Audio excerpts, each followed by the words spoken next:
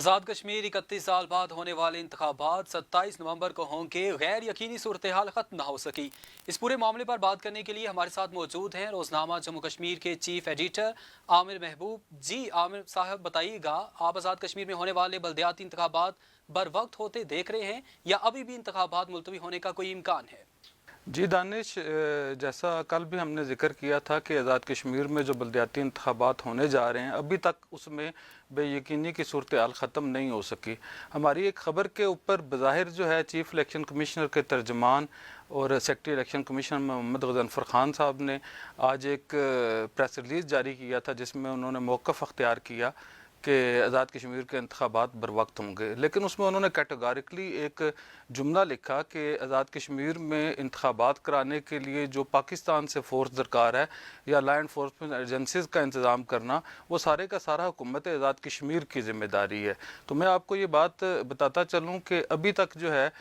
ना सदर, ना वज़ीर आज़म और ना इलेक्शन कमीशन इस बात के ऊपर बिल्कुल क्लियर हैं कि आज़ाद कश्मीर में इंतखाबात बर वक्त होंगे या नहीं होंगे। ये तो कहा जा रहा है वज़ीर आज़म की तरफ से, सदर आज़ाद कश्मीर की तरफ से और इलेक्शन कमीशन की जानिब से कि 27 नवंबर को इंतखाबात होंगे, लेकिन वो कैसे होंगे इसका अभी तक कोई जो है माकूल जवाब नहीं दिया जा सका। आज जब हमारे मुज़फ़्फ़राबाद के ऑफ़िस से चीफ़ इलेक्शन कमीशन के जो तर्जमान हैं गज़नफ़र साहब, उनसे जब बात की गई तो उन्होंने कैटेगोरिकली ये कहा कि हमारे पास कोई फ़ोर्स नहीं है। हमारा ये काम है कि हम जो है वो सुप्रीम कोर्ट के हुक्म जो बाइंडिंग है तमाम अदारों के ऊपर, हुकूमत के ऊपर भी और इलेक्शन कमीशन के ऊपर भी, उसके तहत हम जो है इंतखाबी शेड्यूल का ऐलान करें और कागज़ात नामज़दगी का मराहिल जो है मुकम्मल करें और बैलेट पेपर छपवाएँ। और बैलेट पेपर ना सिर्फ छाप दिए गए हैं बल्कि वो मुतलका जो है वो पोलिंग स्टेशन तक पहुंच चुके हैं और जिन अफसरान की ड्यूटियाँ लगी हैं उन तक पहुंच चुके हैं। तो इस हवाले से जब मेरी हुकूमत के सीनियर लोगों से बात हुई तो उनका ये कहना था कि हुकूमत ने अपने एंड के ऊपर जो है वो तमाम इकदाम कर लिए हैं और अभी तक हुकूमत आज़ाद कश्मीर जो है वो इलेक्शन कमीशन को 62 करोड़ पे दे चुकी है। इसके अलावा सिक्योरिटी फोर्सेस के लिए 33 करोड़ पे जो है सेक्रेटरी फाइनेंस ने मुंतकिल कर दिए हैं, वो रखे हुए हैं। तो ये 1 अरब के करीब जो है अखराजात आने थे, उसका इंतज़ाम जो है मौजूद है। लेकिन दूसरी तरफ वफाकी वजारत दाखिला में जो इन्होंने दूसरा ख़त लिखा है जिसके तहत इन्होंने फोर्सेस मांगी हैं, पहले इन्होंने 33,000 फोर्स मांगी थी, अब 20,000 फोर्स मांगी है और 20,000 फोर्स की सूरत में भी ये इंतखाबात एक दिन कराना चाहते हैं। लेकिन क्योंकि राना सनाउल्लाह साहब की तबीयत ठीक नहीं है, आज मेरी वजारत दाखिला में बात हुई तो उन्होंने कहा कि कल राना साहब शायद वापस आएंगे, दफ्तर ज्वाइन करेंगे और परसों जो है वो इनके लेटर को हम इंटरटेन करेंगे। तो अभी तक जो है हुकूमत आज़ाद कश्मीर की जानिब से जो ख़त लिखा गया था सिक्योरिटी फोर्सेस मुहैया करने के हवाले से, उस पे वफाकी वजारत दाखिला की जानिब से कोई जवाब नहीं दिया गया। तो अगर ये कहा जाए कि आज़ाद कश्मीर के जो इंतखाबात हैं वो पाकिस्तान की जानिब से सिक्योरिटी फोर्सेस मुहैया करने से मशरूत हो गए हैं और सिर्फ उसी सूरत में इंतखाबात का इनेकाद एक दिन में मुमकिन है जब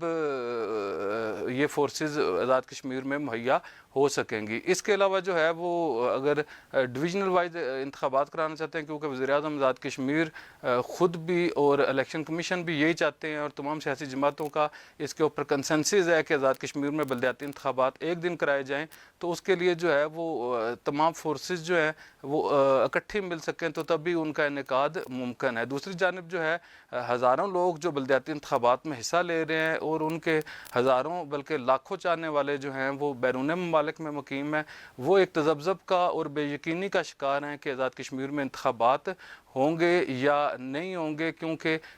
बिल्कुल 10 दिन रह गए हैं और अभी तक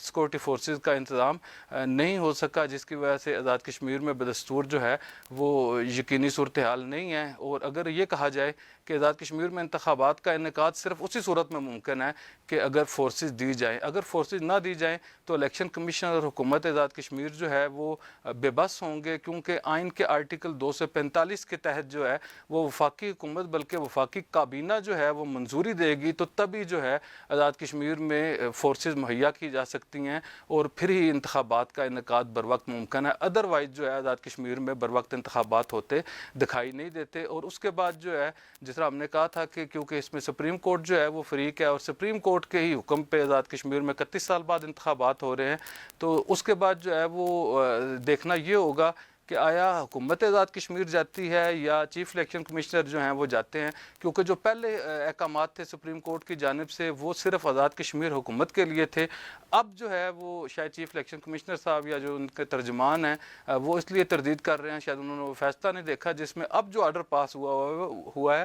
وہ آزاد جموں و کشمیر الیکشن کمیشن کو ہوا ہے کہ وہ اس تاریخ تک جو ہے انتخابات کا انعقاد جو ہے وہ یقینی بنائیں. تو اب یہ دیکھنا ہوگا اگر انتخابات التوا کا شکار ہوتے ہیں تو اگلی صورت کیا ہوگی. آیا انتخابات جو ہے کچھ عرصے کے لیے مؤخر کر دیے جائیں گے یا آزاد کشمیر میں انتخابات مرحلہ وائز کر دیے جائیں گے, جس کو تمام اپوزیشن جماعتیں مسترد کر چکی ہیں. ایک اہم بات دانش میں آپ کی ایک اور طرف بھی توجہ دلانا چاہتا ہوں کہ آزاد کشمیر میں جو موسم ہے وہ بہت ہی جو ہے غیر معمولی ہو گیا ہے. وادی نیلم, فارورڈ کوہوٹا اور پونچھ کے متعدد جو علاقے ہیں اس میں ابھی جو ہے شدید جو ہے وہ موسم شروع ہو گیا ہے, برف باری ہو گئی ہے. اور اگر یہ انتخابات ملتوی ہو جاتے ہیں تو پھر یہ شاید ایک آدھ مہینے کے لیے نہیں ہوں گے, کچھ زیادہ عرصے کے لیے ملتوی ہو سکتے ہیں. اور اگر انتخابات مرحلہ وائز ہوئے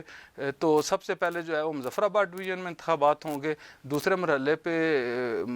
پونچھ ڈویژن میں ہوں گے اور دوسرے مرحلے میں میرپور ڈویژن میں ہوں گے اور تیسرے مرحلے میں پونچھ ڈویژن میں انتخابات کرائے جائیں گے. جی دانش. بہت شکریہ عامر صاحب, آپ نے بہت ہی باریک بینی کے ساتھ ہمیں آگاہ کیا.